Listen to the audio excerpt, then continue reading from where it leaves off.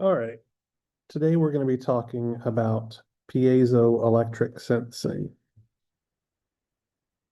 We were done with piezoresistivity. This is a whole new bag of cats.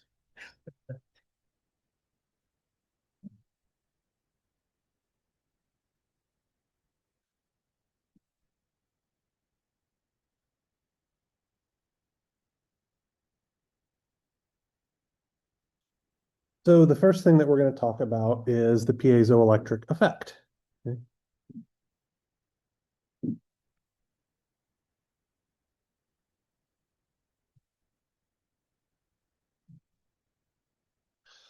So in some materials,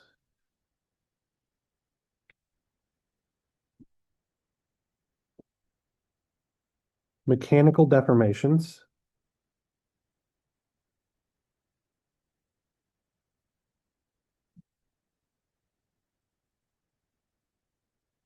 of a structure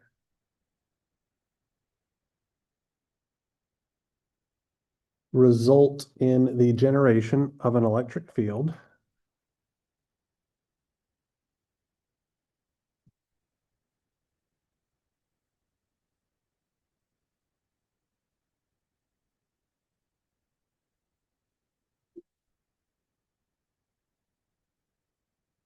across the structure.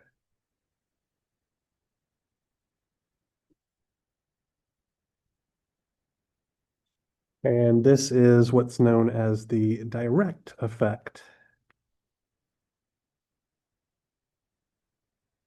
of piezoelectricity.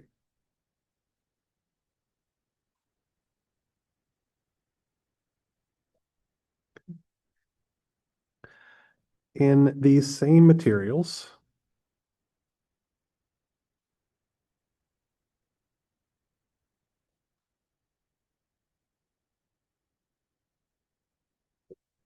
the application of an electric field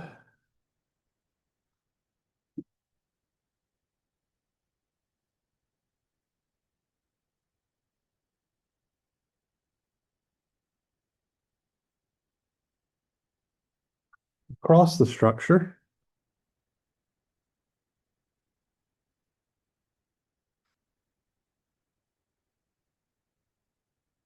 results in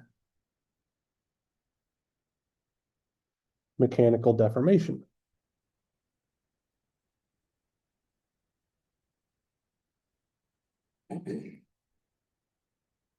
And this is known as the inverse effect of piezoelectricity.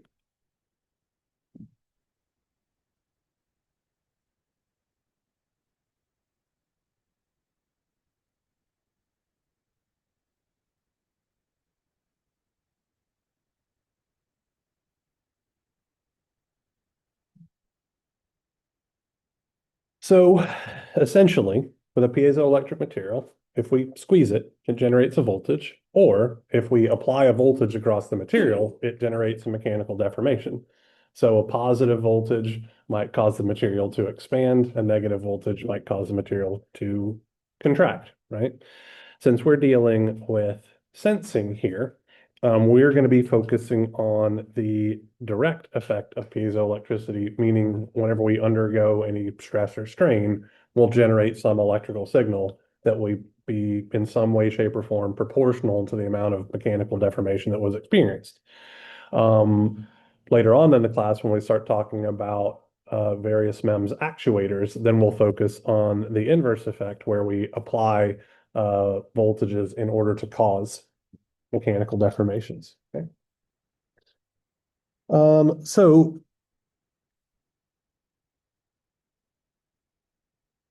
this description might seem similar to the concept of piezoresistivity, where we could apply a mechanical stress to our material and observe some change in its electrical resistivity. But there are some key differences that I want to explore slash make you aware of. Okay. So I'm just going to call this bit differences between piezo resistivity, and piezoelectricity. Okay. So the first key difference is that not all materials exhibit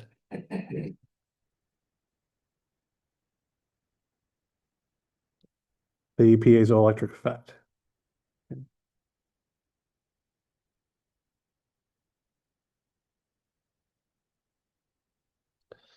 So in order for the piezoelectric effect to occur,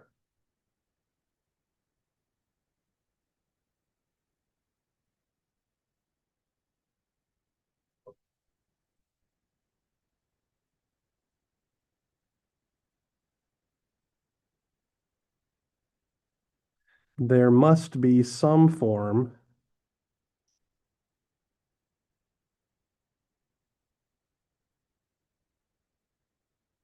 of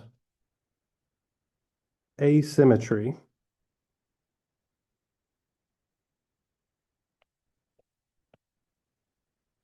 in the material structure.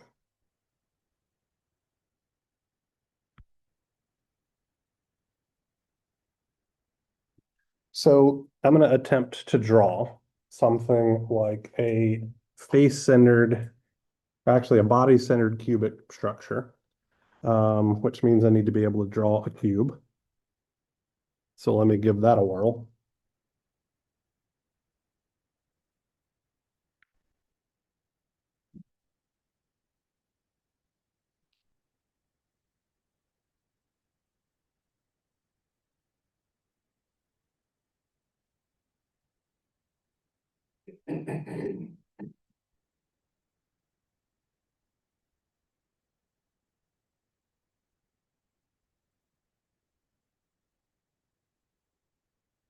So I believe I've drawn a cube or cube-like structure. And what I'm going to do here is I'm going to put kind of atoms at each of these corners.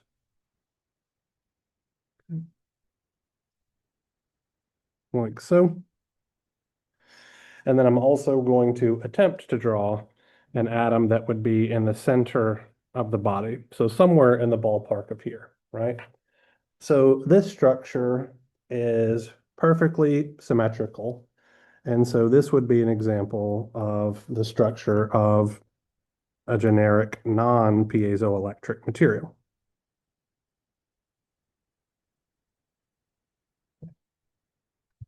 On the flip side,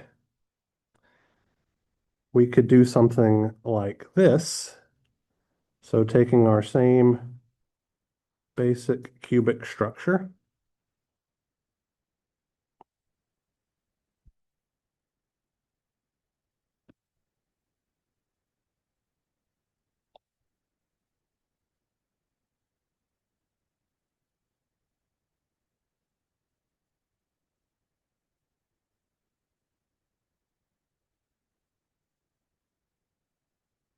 putting atoms on each of the corners yet again.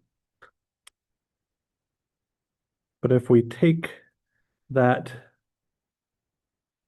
central atom here and move it up higher in the structure so that there exists some asymmetry, this would be an example of a piezoelectric material, or at least a material capable of experiencing the piezoelectric effect. And that process of moving that central atom up or into an asymmetric position is what's called poling, and it is how a lot of synthetic piezoelectric materials are made. Another way,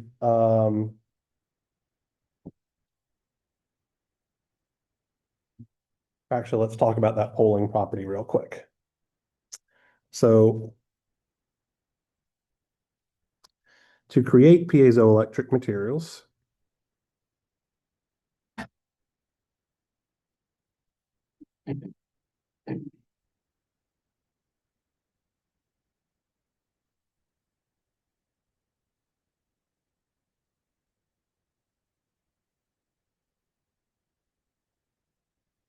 process called polling is used where all of the materials dipoles are aligned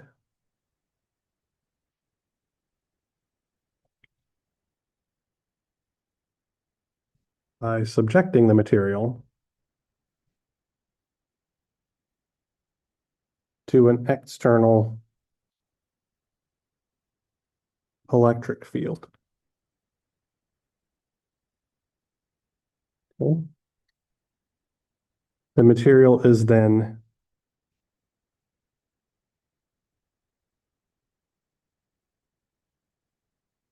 heated beyond what's called the Curie temperature.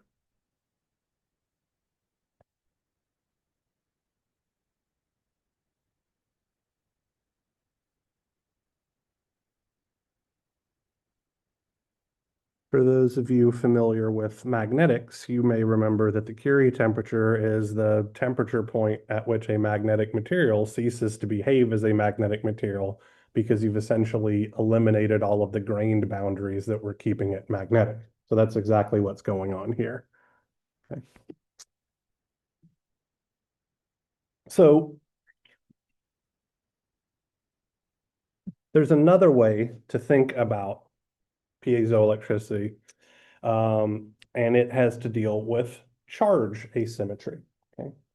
So let's consider a situation where we have maybe a silicon atom like so, an oxygen atom, another oxygen atom, and another silicon, where silicon is going to appear as weakly positive and oxygen is going to appear as weakly negative in these polarized bonds, okay? So if we squeeze this structure from any direction, okay? So if we squeeze it from top to bottom, the center of positive charge is going to stay the same, right? And if we squeeze it on the left and right, the center of the negative charge is going to stay the same. So we're not going to observe any separation of charge because the center of the charges have stayed the same. And so we shouldn't see any induced electric field like we would see due to material deformation in a piezoelectric material. If instead we had a structure made of silicon dioxide, so for every silicon atom, there are actually two oxygen atoms.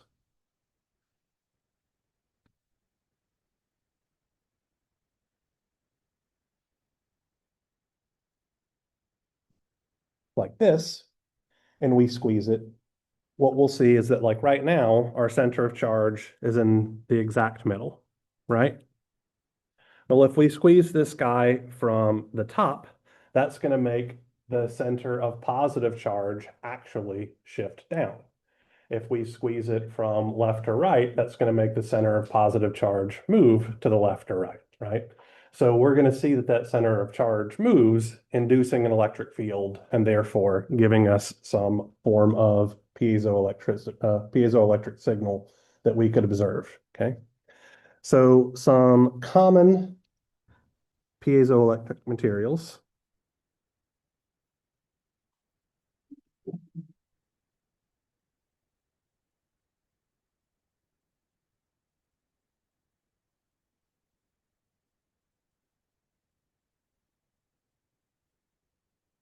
are crystalline silicon dioxide, more commonly known as quartz crystal.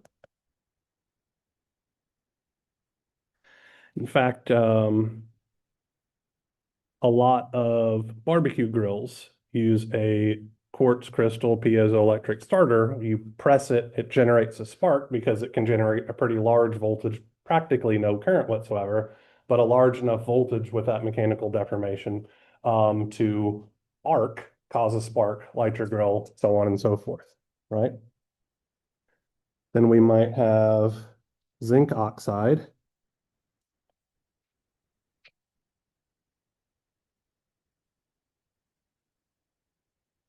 Um, lead zirconate titanate.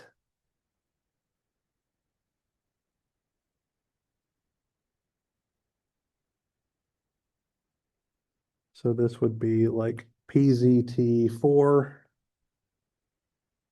and PZT5A. So PZT is a ceramic material, so it's a synthetic man-made piezoelectric material that you can actually spin thin films of and all that kind of stuff. So it's used a whole heck of a lot in MEMS devices. And then there's also a polymer piezoelectric material, polyvinyl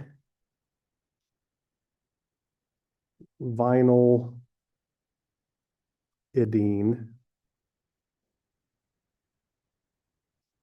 fluoride, or PVDF, which is a plastic. This is actually something that I used as part of my senior design project forever ago. Okay. So me and my senior design partner used PVDF thin films. You can essentially wrap it around a structure to get a large displacement out of it. And we'll talk about that a little bit more in a bit to make an ultrasonic generator so that we could have a sensor that we could place against flooded structural members of an oil rig. And you use this ultrasonic sensor to detect whether or not there was water or anything inside of the member to know whether or not it had cracks in it. So it was structural integrity or structural monitoring system. Anyway.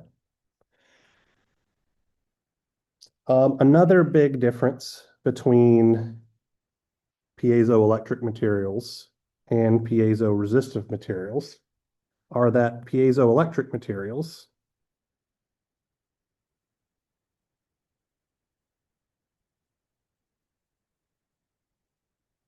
are self-generating.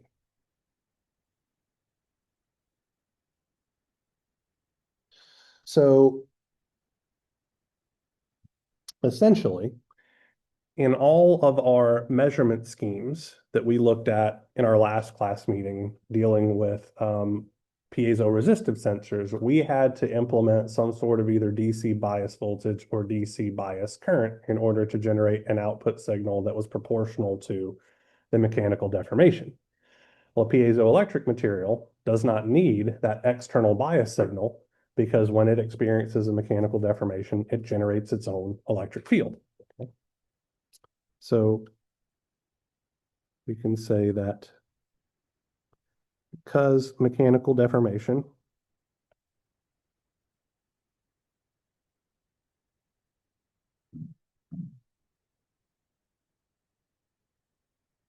generates an electric field,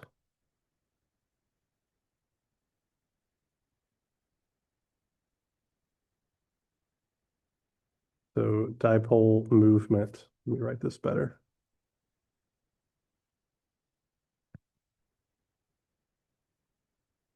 causes charge accumulation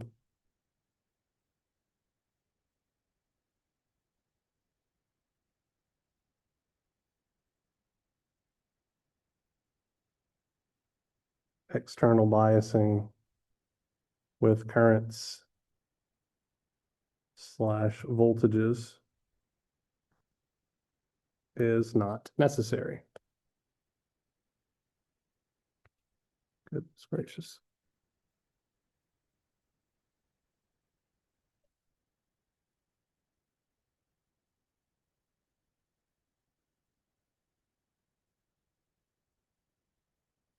Another big difference is that piezoelectric materials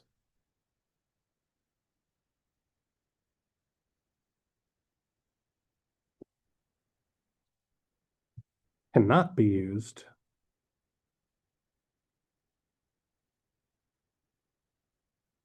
to measure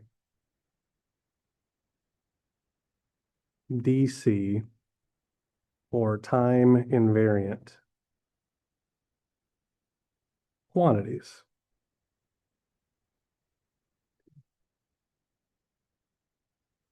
So the piezoelectric materials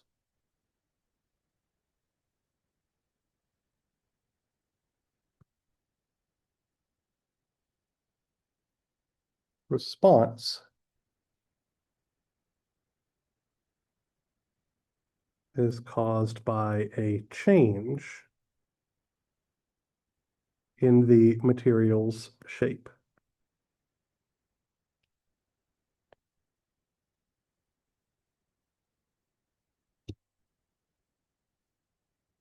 And the magnitude of this response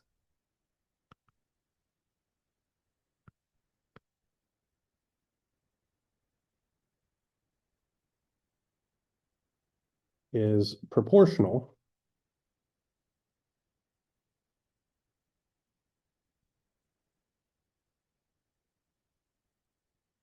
to the rate of change of deformation.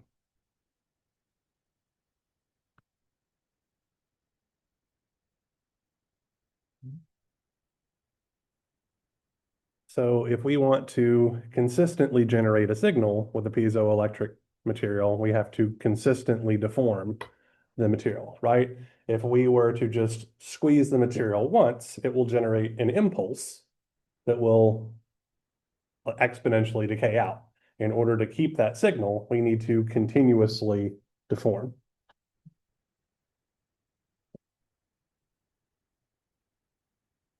All right, so let's get into the math behind the piezoelectric effect. I think I've left you guys enough room if you're still catching up.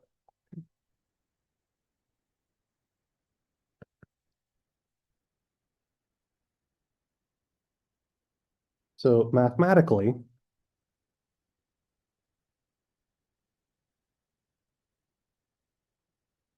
the piezoelectric effect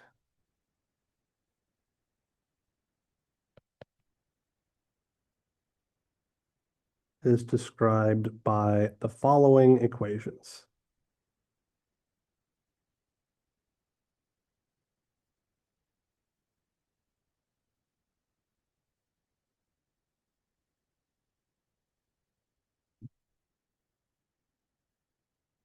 So we'll have T, mechanical stress, is equal to Young's modulus times S for strength minus lowercase e, which is our piezoelectric coefficient, times,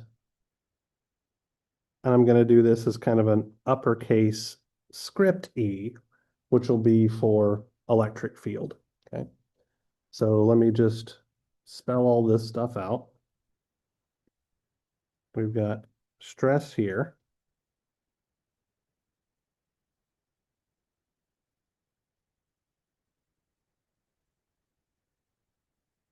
Young's modulus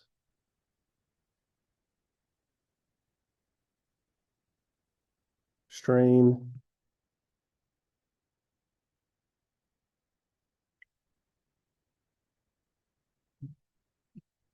piezoelectric coefficient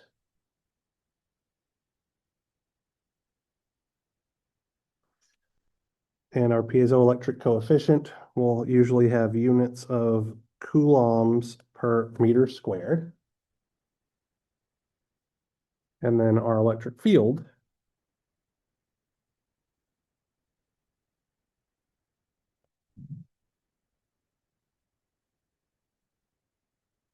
will have units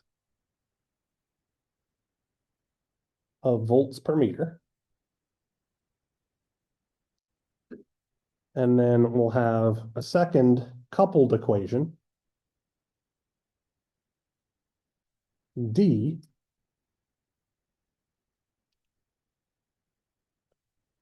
will be equal to lowercase epsilon, so this is our electrical permittivity, times our electric field. So for those of you that have had Physics 202, that might look familiar.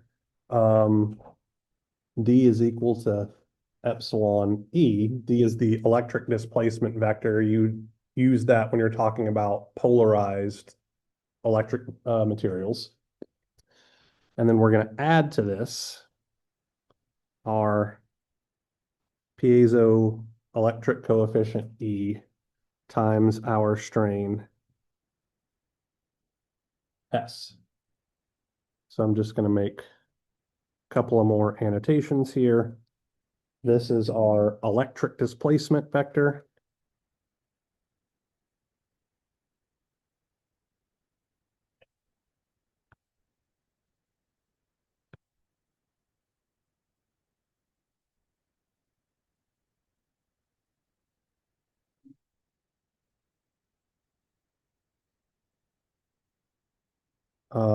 Let's see. This guy is our electrical permittivity.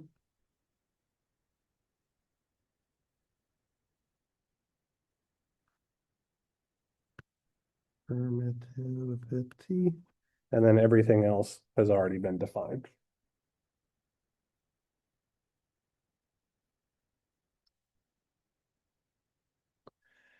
And in some textbooks, you'll actually see these relationships written in a slightly different way, but they're essentially the same thing. Okay. So this is one set of coupled equations. So I'm just going to write 1 over here and 2 over here. But you might also see this as stress is equal to lowercase s times capital T plus D times electric field, where this lowercase s is what's called the compliance matrix.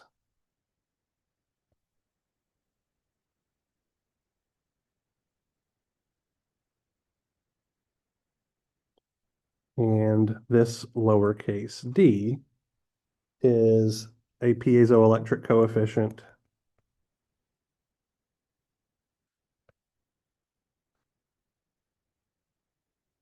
expressed in coulombs per Newton.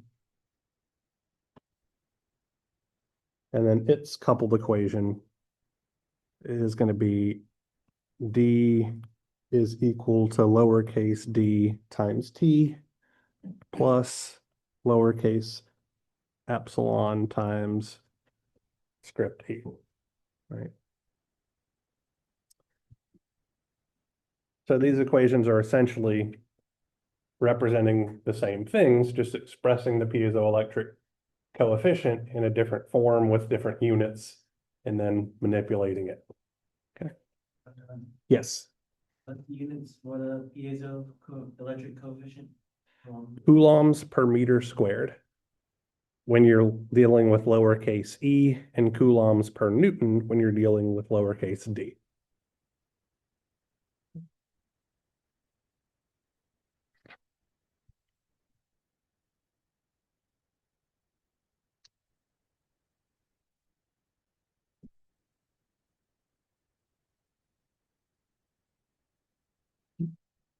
So piezoelectric materials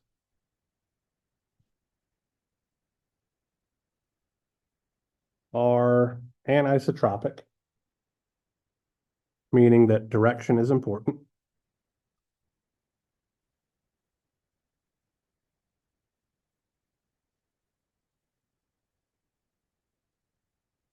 And thus, the piezoelectric coefficient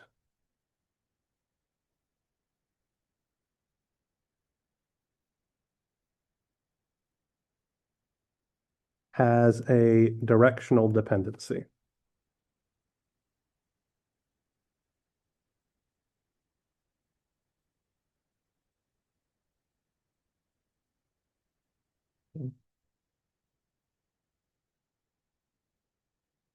For MEMS piezoelectric sensors,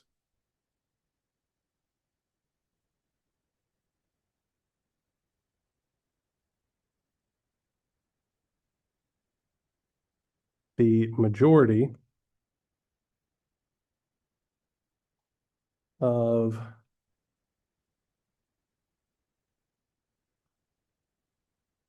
cases will fall into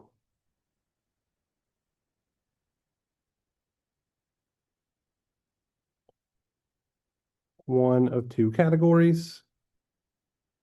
So we'll either have a longitudinal transducer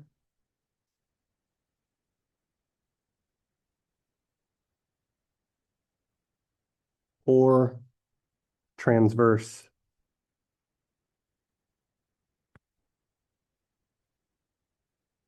transducer.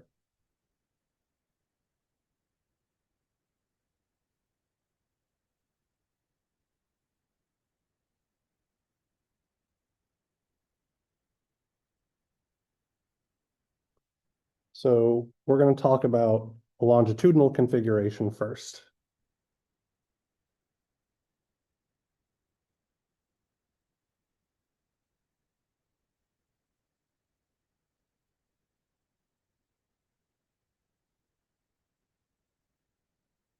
So I'm going to draw a blue box here.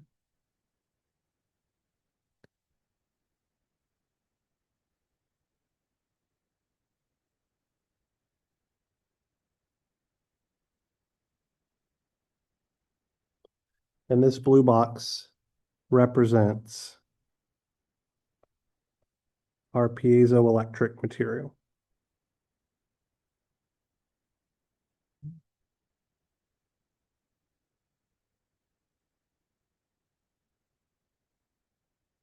This point right here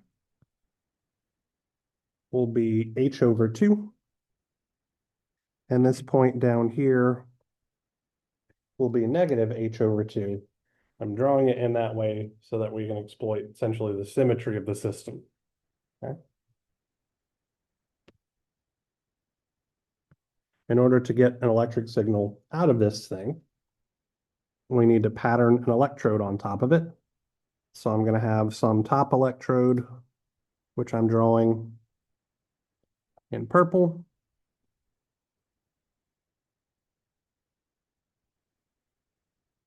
And I'll have some bottom electrode down here.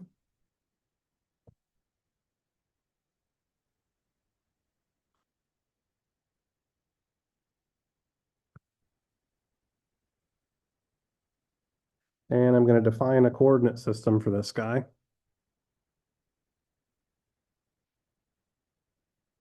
So this will be the 3 direction, and this will be the 1 direction. And I'm choosing to use 1 and 3 just because that's what the textbook I got this from is using, and I didn't want to confuse myself any more than I had to here. Okay. So essentially, if this system undergoes a force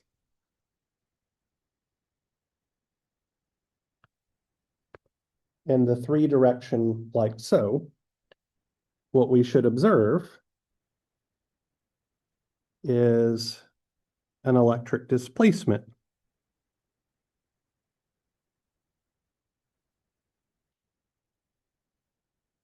In the 3 direction like so. And for what it's worth, sorry, write that it's D3, not B3, so we don't have magnetic fields here.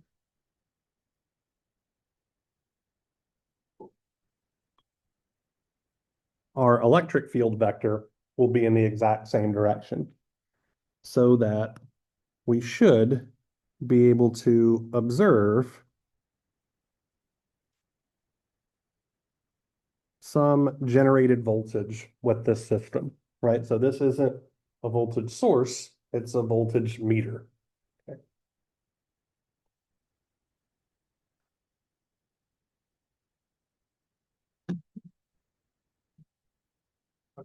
Yes. Again, but so pulling it up and down like that. Mhm. What are the blue ones representing? The Electric displacement vector, but essentially also the electric field vector, since electric field vector and electric displacement vector are related to each other by this expression right here. And we're literally about to apply this equation to figure out what's happening in the system.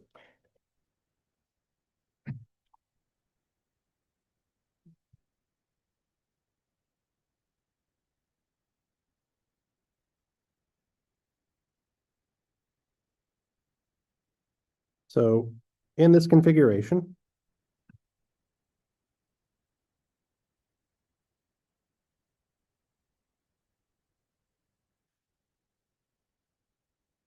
the electric displacement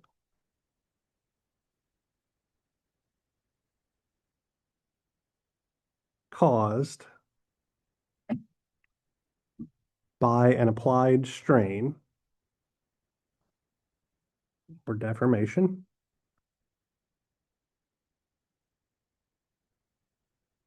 is D3 will be equal to our permittivity times our electric field in the 3 direction plus our piezoelectric coefficient E33. So this is our essentially longitudinal piezoelectric coefficient times our strain in the 3 direction. And we can rewrite this as epsilon times our electric field in the 3 direction plus E33 times the partial derivative of U3 with our change in the X3 direction, where I'm going to make an annotation here to help explain what's going on. U3 as a function of X3 is the material displacement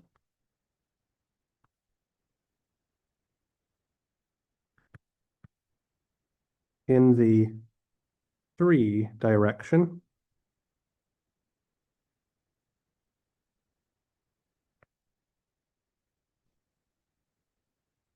at the location X3. So if we integrate this expression,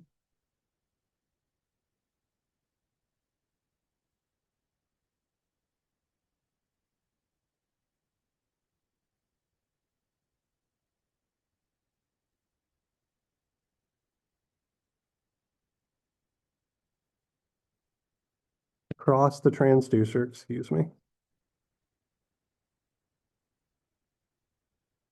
yields the relationship. So we're going to integrate from negative h over 2 to positive h over 2 of d3 dx3. That'll be the integral from negative h over 2 to positive h over 2 epsilon e3 dx3 plus the integral from negative h over 2 to positive h over 2 e33 partial u3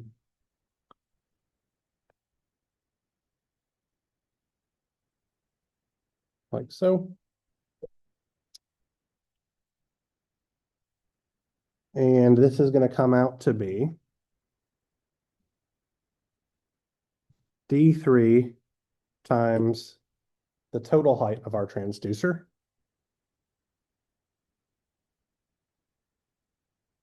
will be equal to epsilon E3 times the height of our transducer plus E33 times U3 at location H over 2 minus U3 at location negative H over 2, where this term right here is essentially just the deformation at the top surface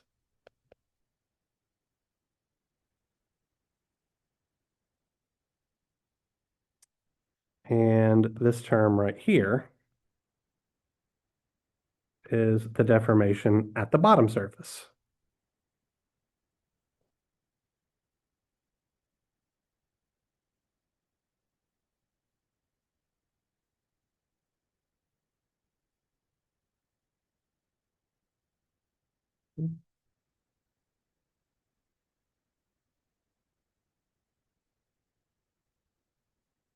So let's take a look at a couple of things here since we're going to start playing with some of this stuff, right? So we have electric field, which is oriented in the same direction as this D3 vector, right? So it's an electric field being seen between that top electrode and bottom electrode. And then there's also a distance between the top electrode and the bottom electrode. Well, what's electric field times distance?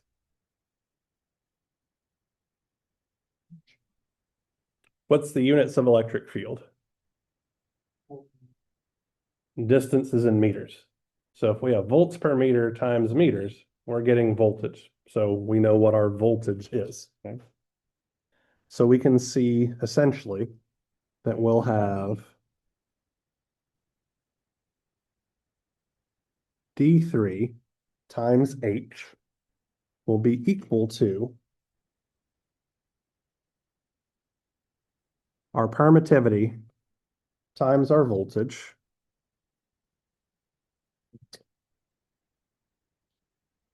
plus that same E33 term times U3 at H over 2 minus U3 at negative H over 2. And what I'm going to do now is I'm going to multiply both sides by the area of our plate, which I'm going to call A3, and divide both sides by H. So I'm going to have area of my plate, A3, times D3. I'm just going to make a note here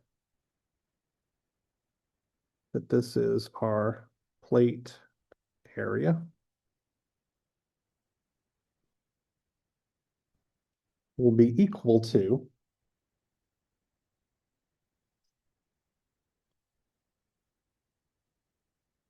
epsilon A3 over H times voltage plus E33 times A3 over H times U at H over 2, excuse me, U3 at H over 2 minus U3 at negative H over 2. Now let's look at something really quickly here, okay?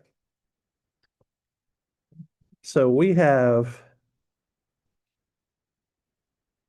epsilon times area over H, where H is the distance between the top electrode and bottom electrode. What is that?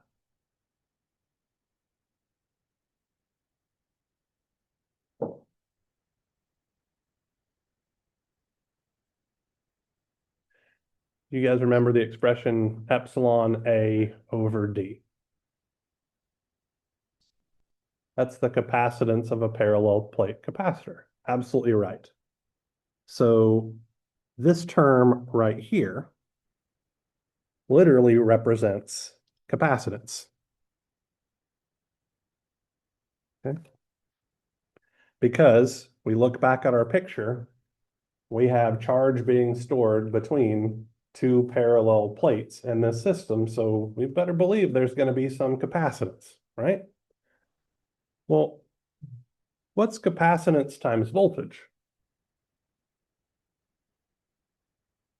It hurts my heart that you guys don't know this immediately.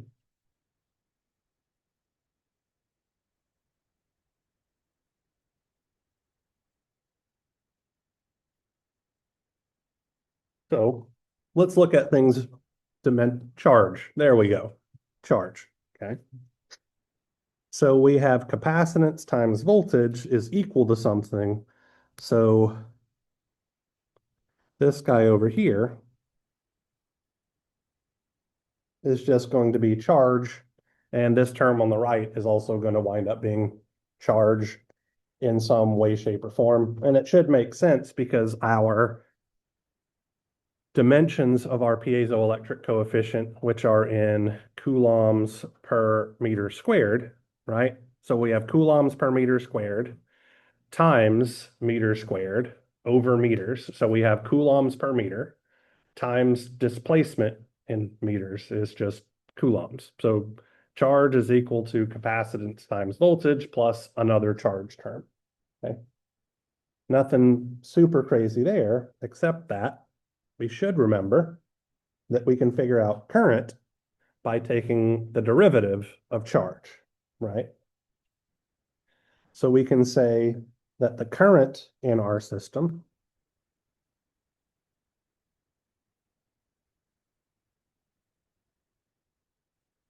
is going to be the derivative of charge with respect to time. Well, we've got charge on the left-hand side, so we just need to take the derivative of the right-hand side. So if I call that epsilon A3 over H just our capacitance, this is going to look like C dV by dt plus E33 A3 over H. And then we're going to have the derivative of our displacement. So mu3 at H over 2 minus the derivative of mu3 at negative H over 2 like so.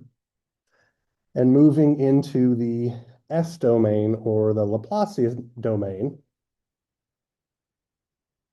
where the first derivative just gives us a factor of S, this is going to look like I will be equal to S times capacitance times voltage.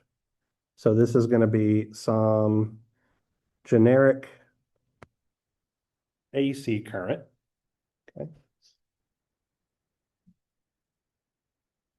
Plus S times E33 A3 over H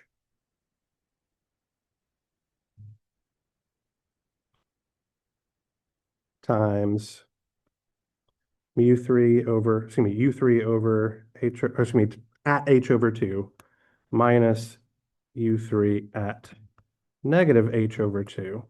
And then we're finally going to get rid of that mu3 stuff there by recognizing that if the strain experienced is uniform, meaning our strain in the three direction will simply be the change in height over the initial height. Well, that's just going to be our total change in height is U3 at H over 2 minus U3 at negative H over 2. All of that divided by H. This comes out to be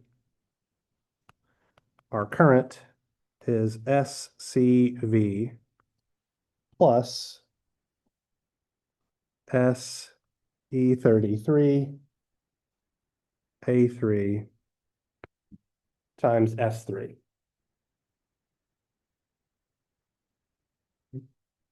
So the current generated by this system is going to be proportional to the capacitance of the system as well as the strain experienced. And S here is essentially representing the frequency under which our deformations are occurring.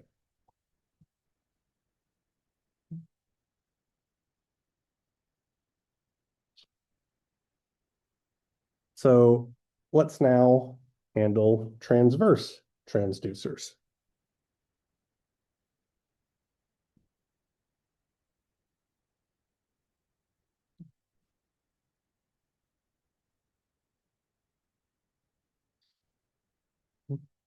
So once again, I'm going to start with my blue box representing my piezoelectric material.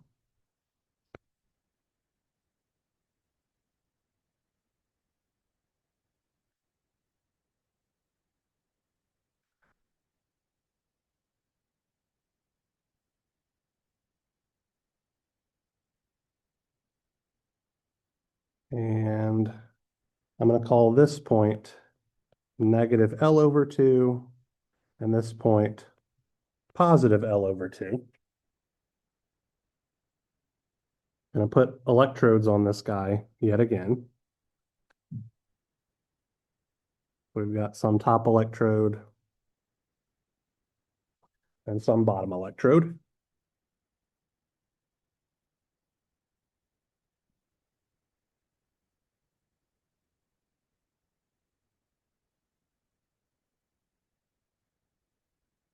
And if we apply a force in the one direction,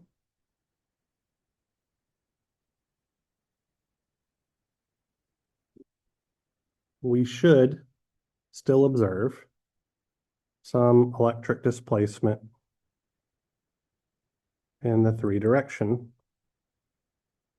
Keep wanting to write B. Like so. And this charge separation will again induce some measurable voltage V, right? Where, just to define things again, this is our three direction. This is our one direction.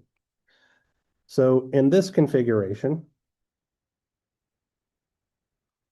we should see that D3, our electric displacement vector, is going to be permittivity times electric field in the three direction plus our piezoelectric coefficient E31 times our strain in the one direction.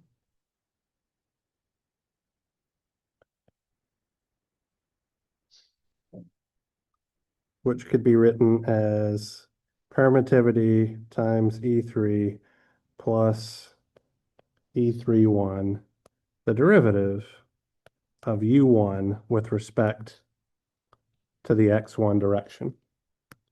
I'm just going to make a note.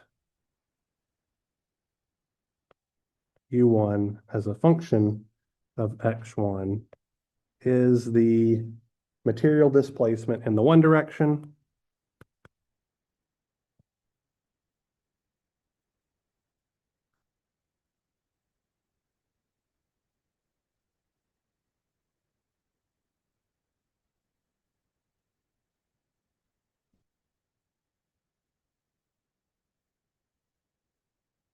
at the location X1.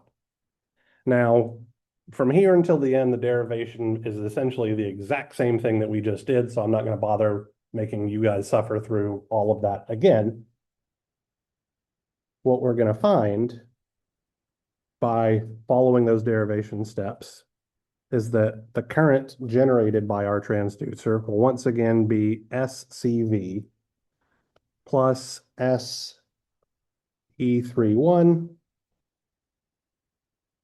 A3 over L times mu1 at positive L over, 2 minus U1 at negative L over 2, which will simplify to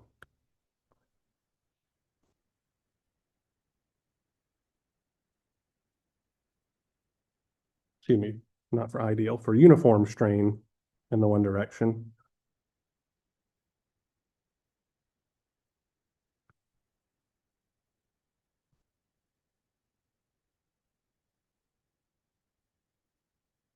This will simplify to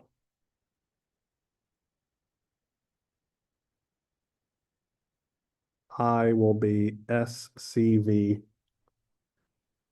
plus SE31 A3 S1. And I guess technically I should note here and in the above thing that these two S's are the Laplace S, not the compliance matrix that we also introduced with the symbol lowercase s way earlier in the lecture. So I'm going to roll back up there.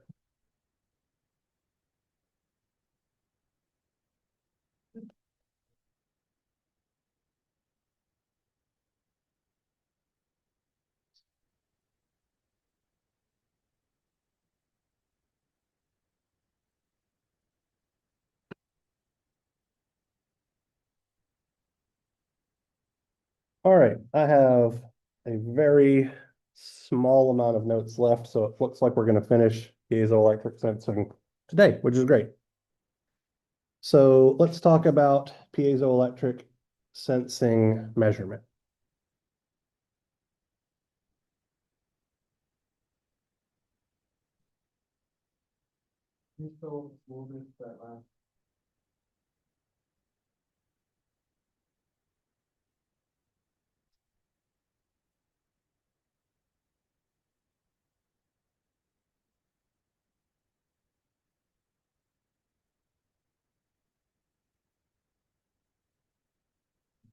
Okay.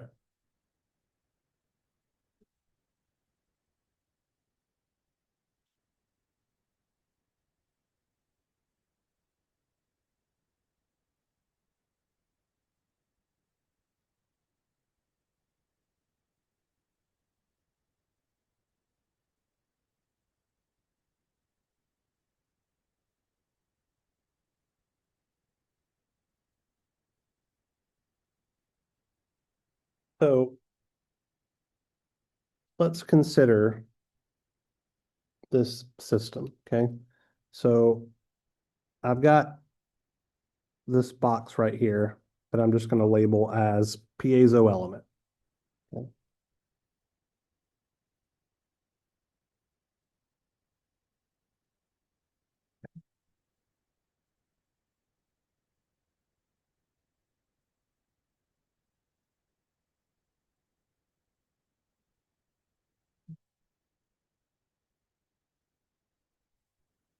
So our piezo element is going to output some current. That's what we just spent a lot of time figuring out.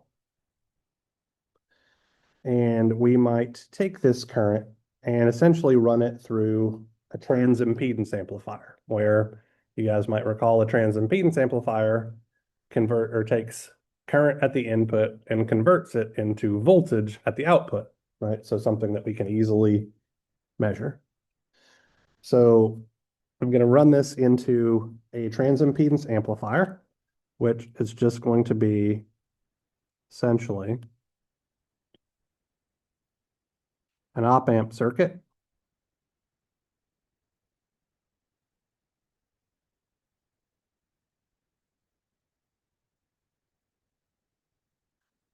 And because I'm amplifying my signal, I'm going to use a negative feedback configuration.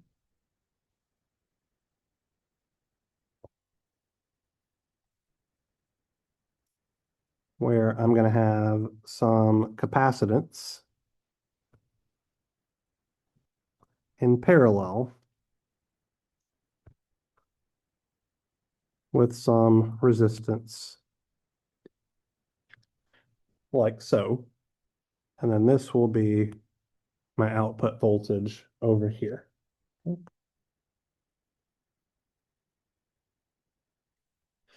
So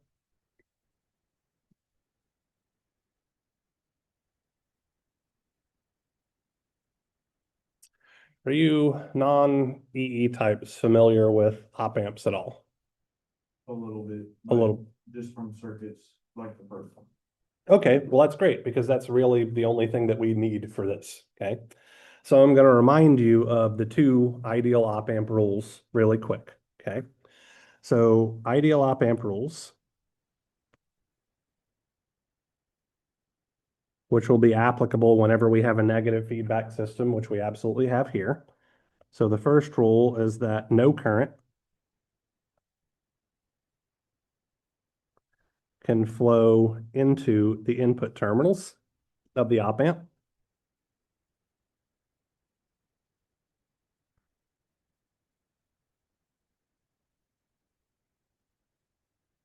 Okay, which means essentially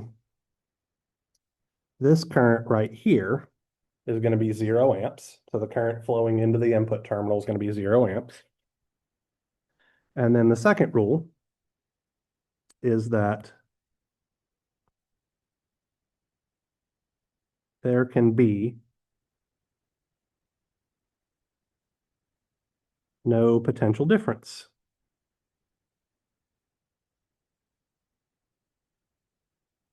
between the input terminals.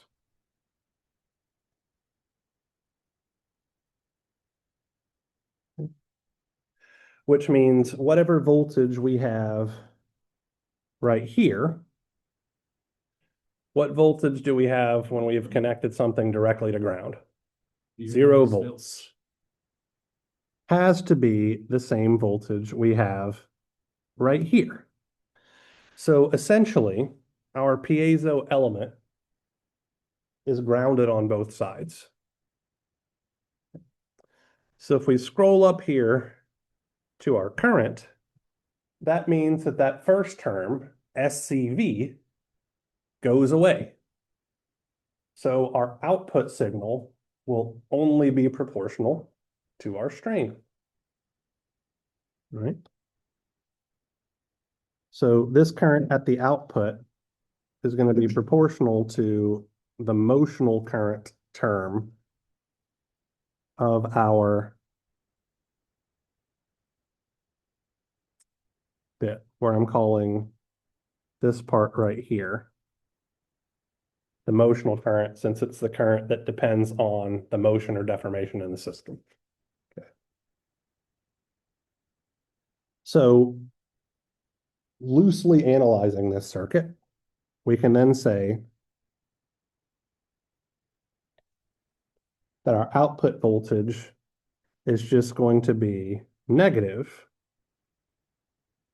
our motional current times the impedance of our resistor in parallel with the impedance of our capacitor, which in the Laplace domain is simply 1 over SC.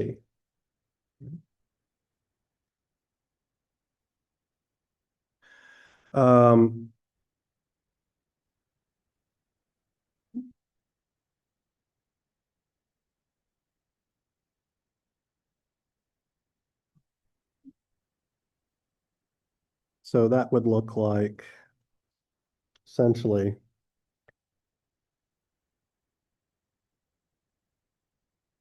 negative I motion over 1 over R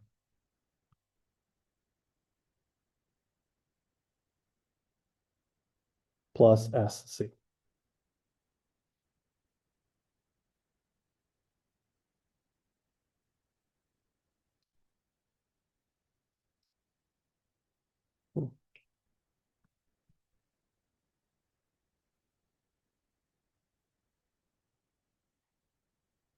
At frequencies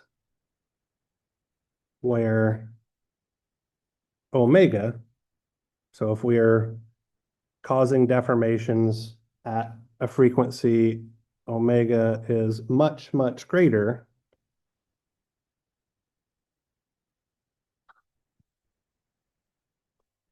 than 1 over RC,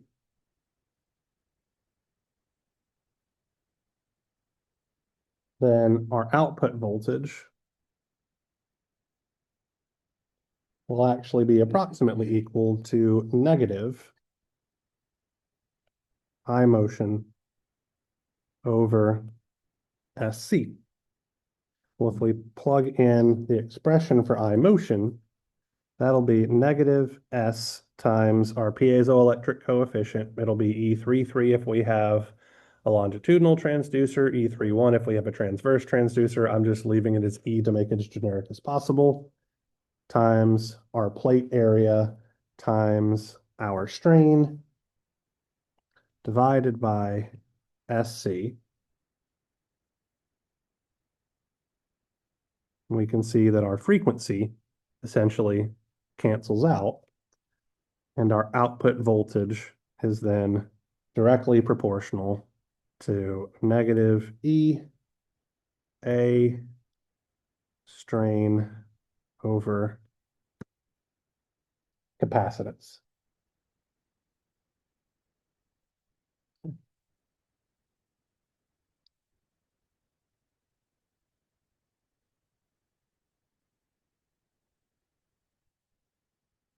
We're done.